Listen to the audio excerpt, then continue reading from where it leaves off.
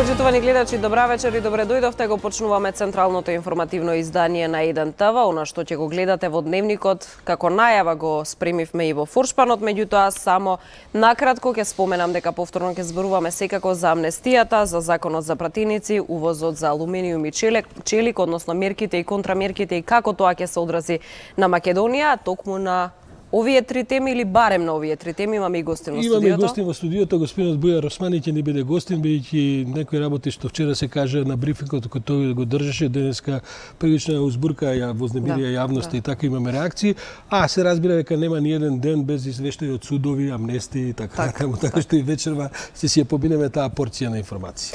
Да, меѓутоа ќе зборуваме секако и за Бадник. Според Григоријанскиот календар вечерва се одбележува Бадник, а по тој повод меѓутоа секако и во екот на сезоната на подготовки за предстојните празници, екипа на 1 ТВ прошета со камера меѓу граѓаните, меѓу тезгаджиите, за да ги прашаме како се движат цените. Тоа е како за најава, го гледаме Фуршпанот и почнуваме со дневникот веднаш.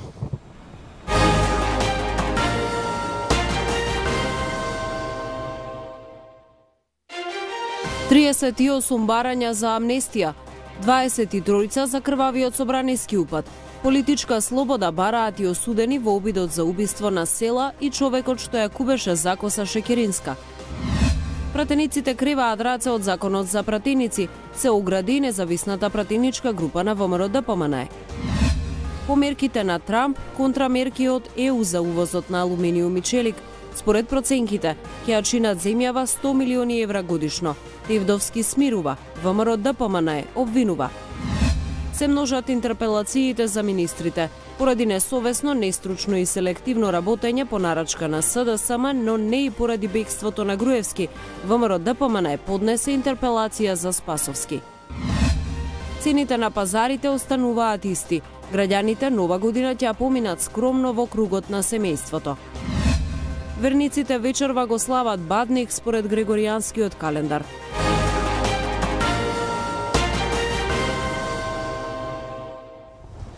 Уште еднаш добра вечер, го почнуваме централниот дневник. Првата информација секако се однесува на барањата за амнестија. На ден пред истек на рокот веќе расте бројот на доставени барања за амнестија.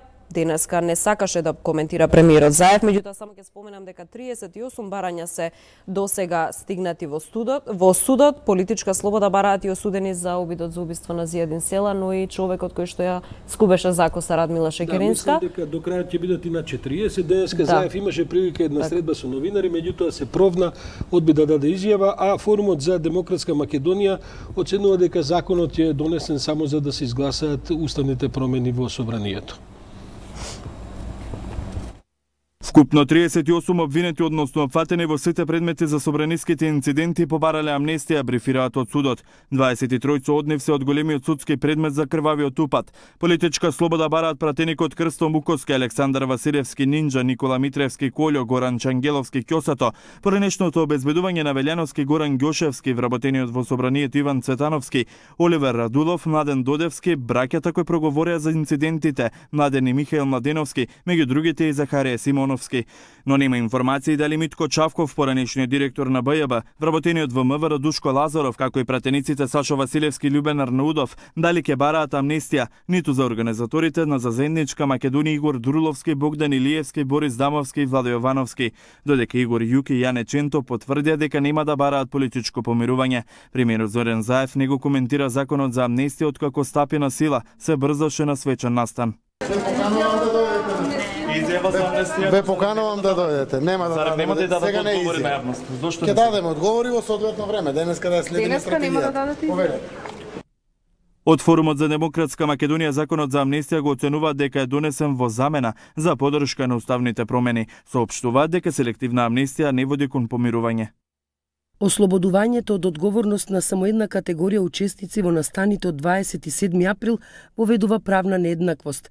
Например, според законот, лицата кои неовластено носиле оружје или распаскувачки материјали се подложни на кривична одговорност, додека пак лицата кои им помагале на организаторите на потешко кривично дело се амнестирани, што ги потенцира негативните последици од политичка интервенција во материја од надлежност на стручно казнено правни органи. Опфатените во предметите за крвавиот четврток можат уште утре да побараат амнестија. Правниците законот го истолкуваа како селективен, бидејќи не ги опфаќа сите. Се заоструваат критериумите за утврдување одговорност на судиите. Предложените измени се веќе испратени во собранието, а за да стапи на сила изменетиот закон за судови потребно е да гласаат 80 до 120 пратеника. После речиси 4 години од препораките на Венецијанската комисија, Македонија ги заострува критериумите за утврдување на одговорност на судиите. Измените на законот за судове е веќе испратен во собранието, а министерката за правда Рената Десковска очекува сите 120 пратеници да гласаат за предложените законски измени. Според нив, одговорноста на судиите се врзува за два услови. Првиот е повредата што ја направил судијата да биде сторена со намера или очигледна небрежност без да постојат оправдани причини за тоа.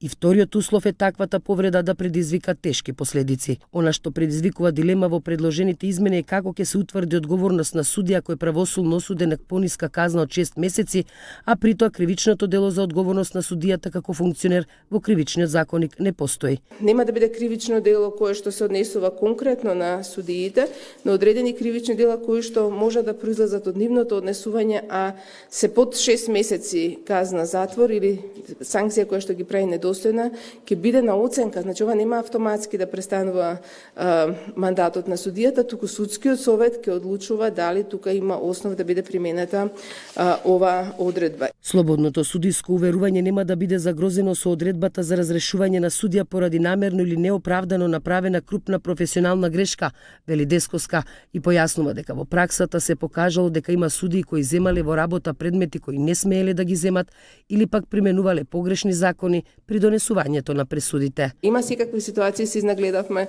во судовите. Значи, вие тужите за нешто, имало судии кои што буквално спроведуваат, применуваат сосема закон кој што не треба да се примени во тоа. И значи тоа се сепак крупни грешки кои што судијата мора да води сметка, а тука повторно ова се врзува со штета. Значи штета имате нанесена голема на странките. За да стапат на сила измените на законот за судови, потребно е да гласаат 80 од 120 пратеници во Македонското собрание. А дека во Македонија со демократијата малку од малку едмрната работата, покажува и следната вест. Имено оној закон што го предложија група пратеници во собранието за пратениците после завршувањето на мандатот да може да добијат државна работа и така натаму, доживеа бурни реакции во јавноста, а како резултат на тоа денеска и фракцијата на пратениците на ВМРО ДПМН во собранието се дистанцираше од целиот тој закон, велејќи дека тие немаат поем кој го предложил и дека не стојат зад него. Знаеме нити кој го предложил, нити дали ќе биде како вие што го кажувате, значи не е воопшто нити наша идеја, нити сме иницирале такво нешто, а камоли подготвувале. Значи буквално сме сконцентрирани на овие три работи заради кои што беше формирано нели и ова интерпарламентарната група. Односно помирувањето, каде што веќе имавме еден чекор и тоа ќе продолжи понатаму, а исто така уставните амандмани, каде што максимално сме вклучени, дури и во првата фаза беше, меѓутоа и сега со одредени амандмани кои дел од нив модифицирани, но се прифатија, и реформските закони, односно она што сметаме што го бара Европската Унија за да на некој начин ги отвориме преговорите, и тој дел тука сме исто така концентрирани. Друго нешто нема. Ова не го сметаме нити дека е важно, нити дека е битно за процесот на интеграција на Македонија во ЕУ и НАТО. Се смета дека треба да се има предвид, значи, и сите тие решенија каде што пратениците после, значи, заминување од пратеничката функција да не остануваат на улица, него едноставно тие биле носители на една јавна функција, на една висока јавна функција, и како такви мислиме дека државата треба да преземе одговорност за понатамошната нивна позиција, но секако тоа треба да биде во согласие со нашиот стандард, со нашите услови, со она што е стандард во меѓународната заедница и во другите земји. Власта не се сомнева дека уставните измени ќе ги поддржат 80 пратеника и во третата фаза. Во меѓувреме БЕСА и Алијанса за албанците најавуваат нови амандмани. Бараат на цела територија албанскиот да биде втор службен јазик во државата. Од ВМРО ДПМН потврдија дека нема да учествуваат во носењето на новиот устав. Уставните измени најверојатно ќе се најдат на собраниска седница на 15 јануари.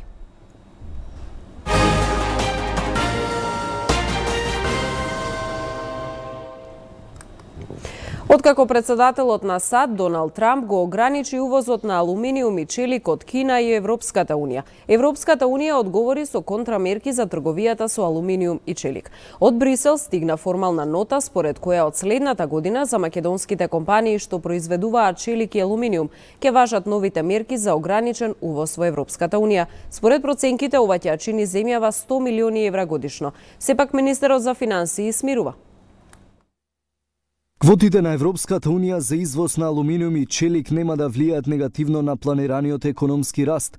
Ова е очекувањето на министерот за финансии Драган Тевдовски, кој смета дека македонската економија нема да трпи по оваа одлука на европските институции. Според Тевдовски процесот се уште не е завршен и Македонија се уште има простор да се избори за подобра состојба. Тоа не е завршен процес. Постои уште простор пред се тимот кој што е предводен од Министерството за економија да се избори за поволности кои ќе бидат добри за македонската економија. Дека Европската унија воведува мерки за Македонија со кои се ограничува извозот на алуминиум и челик, соопшти вчера вице-премиерот Бујар Османи. Според неофицијални податоци со оваа мерка можните загуби за македонската економија се проценуваат на 100 милиони евра. На вчерашната средба со новинарите Османи истакна дека формалната нота од Брисел за воведувањето заштитни мерки како контрамерки на САД ја добиле во петокот и веќе имале средба со компании од оваа индустрија. Согласно новата формулација, земен просек на извоз на овие компании од минатите 3 години зголемен за 15% раст.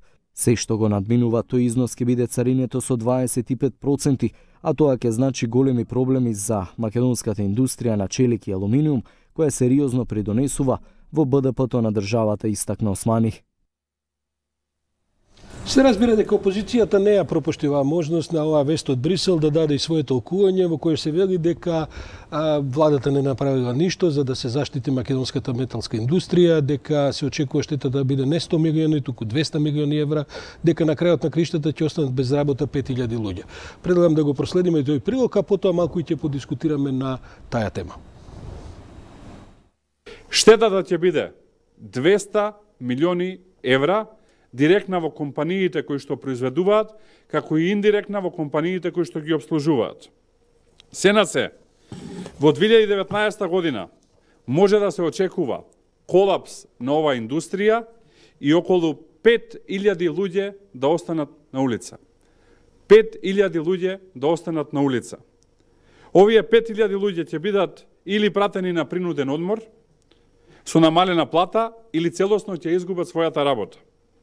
А фирмите ќе се соочат со проблеми во својата ликвидност, кампањско производство наместо годишно, неспособност да ги враќаат кредитите, како и целосно запирање на планираните и идни инвестиции за развој, што на среден рок ќе ги направи неконкурентни дури и без постоење на вакви квоти, односно санкции. Ете, опозицијата вели дека владата ништо не прави, иако во реакцијата на опозицијата се спомнуваат Заев, Димитров, Шекеринска и Анđушев. Господин Бујар Османи, вас ви падна таа чест вие вчера да ја соопштите оваа непријатна вест од Брисел. Опозицијата тврди дека ќе биде штетата 200 милиони евра и дека ќе останат 5000 луѓе без работа. Како стоиме со цифрите? Прерано е да се процени која ќе биде вредноста. Тоа што јас го искажав на пресконференцијата беше една проекција на самите компании, бидејќи јас во петокот ја добив вербалната нота, во саботата утринава ги примив сите компании, производители на челик и железо во Македонија и таква некоја проекција за загубите кои што може да се случат, бидејќи просекот се зима од години кои што за Македонија беа кризни години. 2015-2017.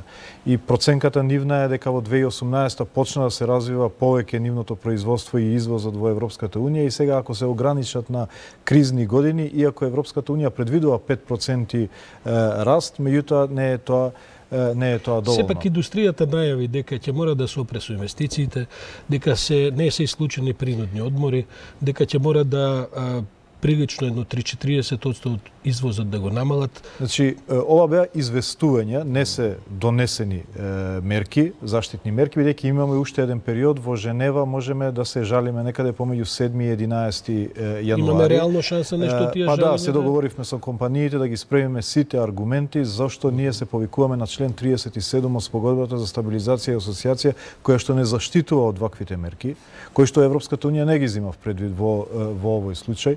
Моето јавно излегување беше и една форма на порака до Европската унија дека Македонија треба да биде иземена. Ги демантирам сите такви ставови на опозицијата дека владата нема направено нешто. Владата има направено све што е во нејзина мок. Од моја лична посета во Брисел со Малстром, од разговорот на Заев со Јункер, од сите писма и делегации кои што ќе сме ги пратили, меѓутоа ова не е прашање само за Македонија. Ова не е тука прашање се и Србија, за Македонија. и Босна и Херцеговина, меѓутоа и се разбира и Турција и сите други земји производители. Македонскиот металски сектор не е кој знае каков и претпоставувам дека представува капка во чашата, во можеби во легенот, ако не и во бурето вода на металската индустрија во Европа.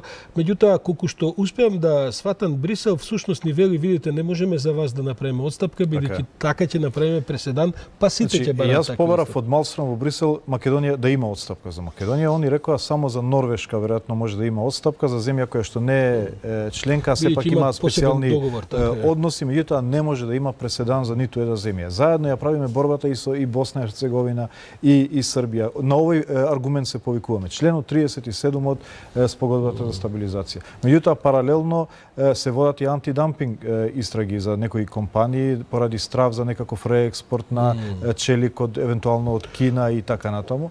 Така да владата ги прави сите мерки за да се митигираат на некој начин последиците, меѓутоа ова не е прашање кое што се однесува на владата или на Македонија. Сепак по тонот вчера што го имавте па и вечерва, не сте многу оптимист дека можеме нешто да направиме. Тешко ќе биде, меѓутоа сепак сметам дека бидејќи позитивен беше Јункер на разговорот со премиерот, дека уште има надеж некаде до 7 да доставиме дополнителни аргументи дека Македонија навистина челичната индустрија придонесува значително за Ќе се смени ли нешто доколку сепак таа војна помеѓу САД, Европа и Кина доживе некаква трансформација, бидејќи гледаме дека е тоа една импулсивна реакција сега за сега? Истрагите почнаа 26 март за влијанието на овој експорт наш. Привремените мерки се донесува во јули.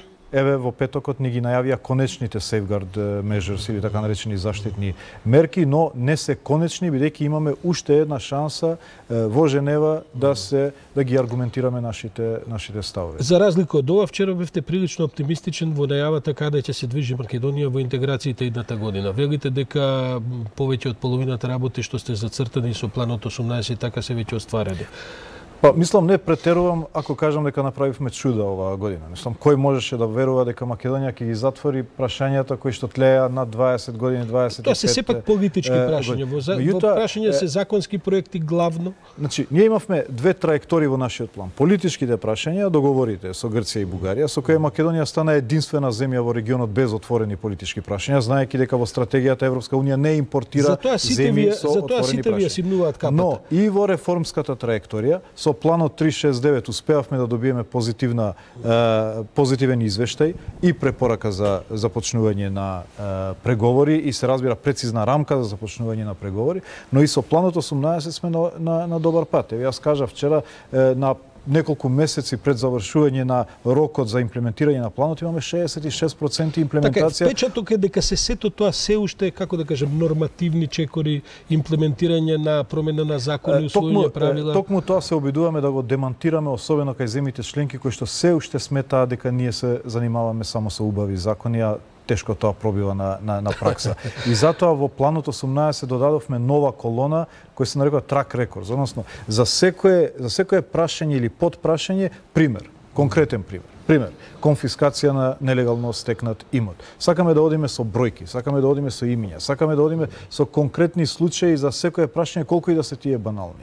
За да укажеме дека работите се менуваат и во пракса. Ние не претендираме дека ние од утре ќе бидеме Европска унија. Ниту сакаме да стане, сакаме, но не очекуваме да станеме членка утре. Но дека ќе бидеме спремни за започнување на преговори оваа година во 2019, апсолутно сум убеден и ги имаме сите аргументи. Не можам да ве пуштам од студиова да не ве прашам нешто и за партијата ваша. Партијата ваша ДУИ има еден впечаток во јавност дека се поголем проблем во коалицијата на власта. Од разноразни пукања до овој закон за пратеници кој што сепак е излезен од партијата ДУИ како предлог, колку што сум јас информиран. Така се моите информации, дека главните, да кажем, промотори на таа идеја се сепак пратеници од ДУИ и така натаму.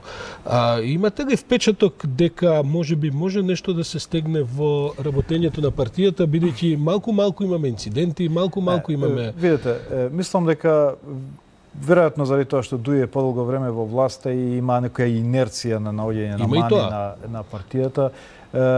Ваквите инциденти кои што ги спомнувате не се поврзани со партијата, независно што луѓето може да бидат членови на партија, тоа не значи што е право, не видовме истраги затворени за да знаеме дека е така, сепак во Македонија често и по етничка основа ги квалификуваме ние делата или пак по партиска основа.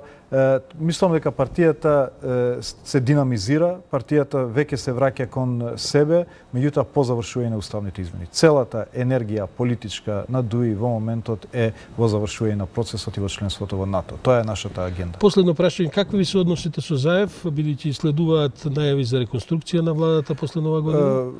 Динамични, добри, конструктивни и мислам дека тоа произведува резултати. Со Али Ахмети се гледаат доволно редовно за да има еден флуиден контакт? Денеска. Господин Османи, ви благодарам за гостувањето во 1ТВ. Како и секојаш, вие сте еден од оние луѓе кои што е најподготвен да дојде кај нас, што не може да се каже баш за сите министри и политичари од власта со оваа гарнитура на господинот Заев. Елена, одиме понатаму. Да, продолжуваме со дневникот понатаму. ВМРО ДПМН е денеска до собранието поднесе интерпелација за министерот за внатрешни работи Оливер Спасовски. Како причини наведуваат несовесно, нестручно и селективно работење по нарачка на СДСМ, но не го споменуваат бегството на Груевски. Затоа велат ке чекале извештаи од институциите. Се нижат интерпелациите за министрите на СДСМ. ВМРО ДПМН е денеска најави уште една. Овој пат за министерот за внатрешни работи Оливер Спасовски. Пред некој ден поднесоа и за министерот за надворешни работи Никола Димитров, втора поред. Првата, шефот на македонската дипломатија, ја преживеа. Опозицијата бара оставка од Спасовски поради, како што велат, селективната работа под партиска директива. Во интерпелацијата не го наведуваат бегството на поранишниот лидер на ВМРО ДПМН Никола Груевски. Министерството за внатрешни работи, наместо да се бори со криминалот и корупцијата, стана институција која служи за собирање, изнуда, подкуп и заштита на криминалот. Откако министерот Спасовски започна да раководи со Министерството за внатрешни работи, граѓаните секојдневно се жртви на грабежи, обиди за убиства, рекетирање и насилства кои минуваат неказнето. Бегството на Никола Груевски прво треба да го спомнат институциите кои што за секое нерешено крупно прашање во државата ни даваат одговор дека се анализира и изготвуваат извештај. За СДСМ, интерпелацијата на ВМРО ДПМН за Спасовски е неоснована. Времето кога полицијата беше злоупотребувана во партиски цели, кога цветаше криминалот, кога се криеја убиства, МВР беше претворена во МВР, заврши со заменувањето на антинародното ВМРО ДПМН во опозиција, велат од СДСМ. Сметам дека во оваа констелација на односи во Република Македонија и начинот на функционирање на ВМРО ДПМН дефинитивно е привилегија, ако сте министер, да ви поднесат интерпелација. Според јавно пренесените информации се очекува секој момент истата да биде тие информации да бидат споделени со јавноста. ВМРО ДПМН пред една година поднесе интерпелации за министрите за земјоделие Љупчо Николовски, за социјала Мила Царовска, за финансии Драган Тевдовски. Интерпелации поднесе и за министерот за екологија Садула Дураку и за екс-министерот за култура Роберт Аладјозовски. Дел од нив собранискиот спикер ги стави на седница, но од собранието велат дека веќе тие се депласирани. А поминаа цели 6 години од оној црн понеделник пред 6 години, кога пратениците на опозицијата во собранието заедно со новинарите беа грубо исфргани од седницата на која што се усвојуваше тогашниот буџет на владата на Република Македонија, државниот буџет, и што практично се испостави потоа дека ќе биде најава во една серија од непријатности кои на крајот ќе завршат со упадот во собранието на 27 април лани. Предлагам да погледаме еден прилог, бидејќи ова е една тажна, но значајна годишнина за еден настан кој не би требало да го заборавиме. Им се забрануваат и викаат жискачај со сила.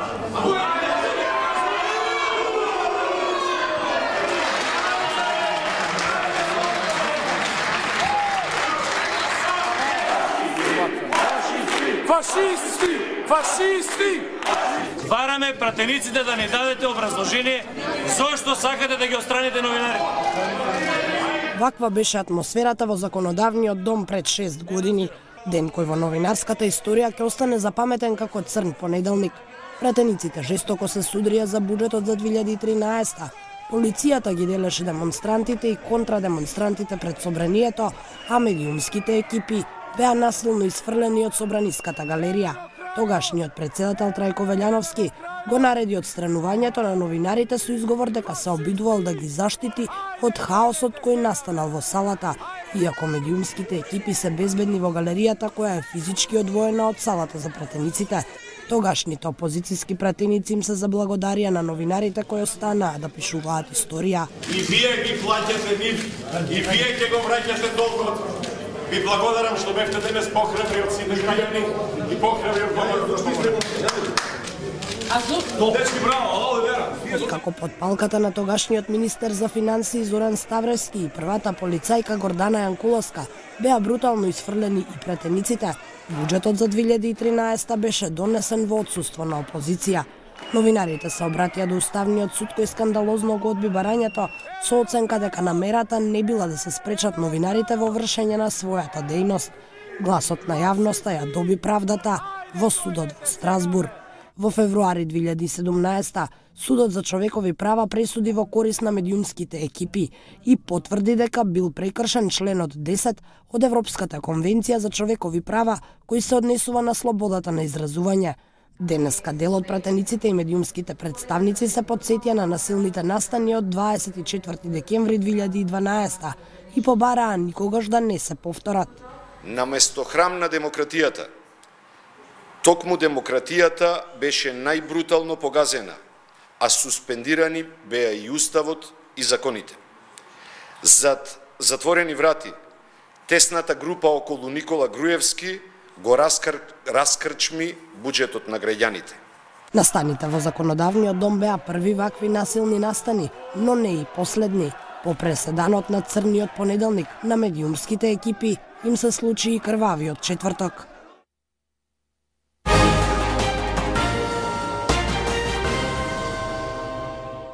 Неколку информации од областа на економијата подготвивме за вас во продолжение. Првата е тоа дека бензините и дизел горивата од вечер на полноќ поевтинуваат за половина денар по литар. Ова е денешната одлука на Регулаторната комисија за енергетика.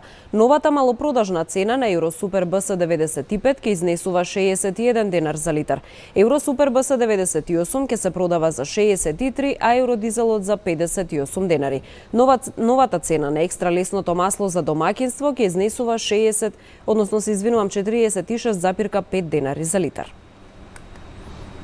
А според податоците на движењето на нето-бруто плата по вработен, регресот за годишен одмор, односно популарно нареченото К15, за оваа година ќе се движи од 9.610 денари или 40% од износот на просечната нето плата во последните 3 месеци, до 14.090 денари, односно 40% од износот на просечната бруто плата.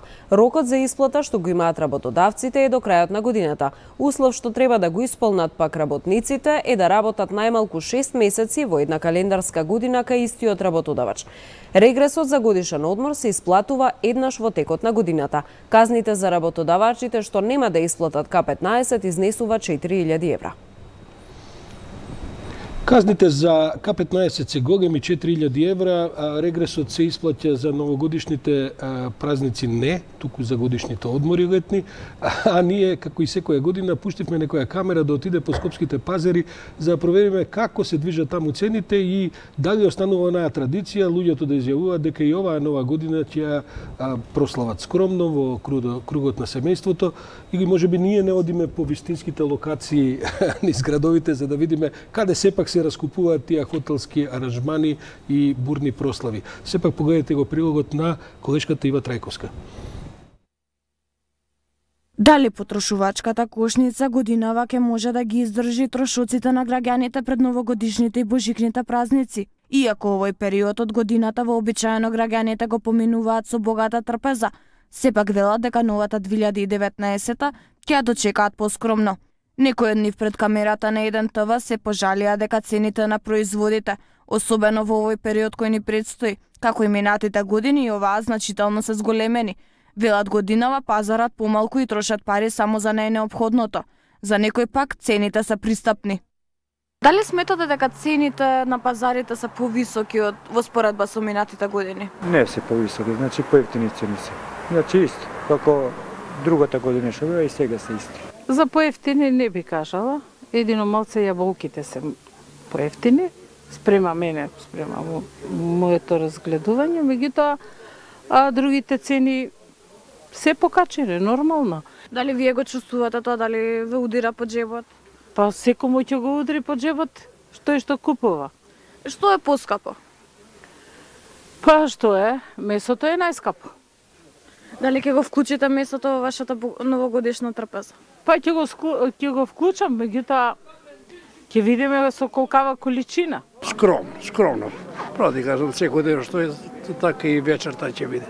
Скромно. Тезгаджиите и продавачите рекоа дека цените не се превисоки, односно остануваат исти како што биле и предходниот период. За разлика од предходните години, велат оваа ја одбележуваат со многу помал број потрошувачи, а тоа се должи на намалената куповна моќ на потрошувачите. Истакнуваа дека оваа година може да се забележи драстичен пат на цената на јаболкото во споредба со предходните години. Како се движат цените оваа година пред новогодишните празници? Па најнормални, најнормални, не се покачени, еве ги цените, таа е моја. Тука продавам цените, марули продавам тие 3 за 50, 15 години, толку се движи марула. Дали ги покачувате цените? Не, никогаш. Нема врска, не се покачуваат цените. Секоја година исти цени. Исти цени, па може и поевтини. На моите производи моментално јас не ги качив цените, пошто сега знам дека народот монемашти, да ви кажам, треба маца да се прилагодиме и да бидеме ние задоволни и купувачите да бидат, моите муштери што се ги знам и други што доаѓаат, така да приступачни цени имам. Покрај трошоците за подароци за најблиските, најголем дел од нив велат дека за прослава пари не им остануваат. Велат новогодишната моќ ќе поминат во кругот на семејството. Екипата на Еден ТВ денеска го посети пазарот во Ѓорча. Ги прашавме пазарџиите и тезгаџиите за тоа дали цените се зголемиле во споредба со минатата година или пак се намалиле. Нивниот одговор беше дека цените остануваат исти, а дека бројот на трошоците станува се помал.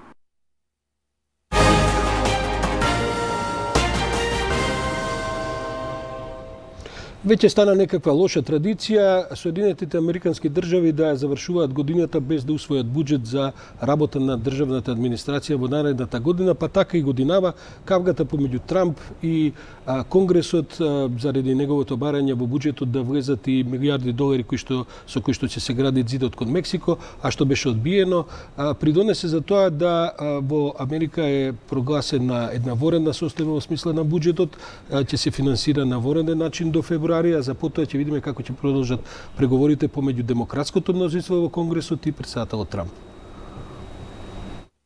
Делумната блокада на владата на САД може да влези во новата година, откако претседателот Трамп и Конгресот предводен од демократите се заинатија за 5 милиарди долари колку што бара тој за изградба на зидот со Мексико. Демократите му одговорија на Трамп дека нема да одобрат ни долар за неговиот проект, но понудија 1,3 милиарди долари за безбедноста на границата. Претседателот на Твитер ги бранеше своите планови да го изгради зидот. Единствен начин да спречиме дрога, банди, шверцери на луѓе и криминалци да влегуваат во нашата земја е со зид или бариера. Дроновите и се друго е супер и забавно, но ќе успееме само со добар старт. Вака изгледа Вашингтон кога имате претседател кој не се согласува да се согласува.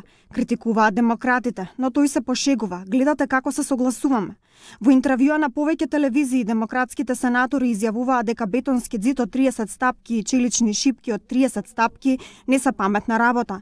За јавната администрација ова значи дека 9 од 15 федерални институции, вклучувајќи ги државната безбедност, транспортот и правдата од полноќ се без финансии, а стотици илјади административци ќе работат неплатено или ќе бидат на принуден одмор. На 3 јануари треба да положат заклетва новите членови на Конгресот, со што представничкиот дом ќе биде под контрола на демократите. Трамп рече дека блокадата може да трае многу подолго. Во продолжение веќе како што гледате се смени всушност Саша Ордановски со колегата Дамјан Николовски, бидејќи е време за најновите вести од светот. Што е тоа што го издвојуваме за почеток? Важно е да споменеме само дека коментарите веќе пристигнаа во Скопје и ќе ги започнат оние подготовки за настапот на светското првенство во јануари. Македонската публика верувам дека полекано сигурно се насочува кон оние надпревари и пресметки кои што ќе ги игра нашата ракометна репрезентација. Во продолжение студиото ти го отстапувам Дамјан, а не го менувате каналот, се враќаме потоа со уште неколку кратки информации од земјава и од светот.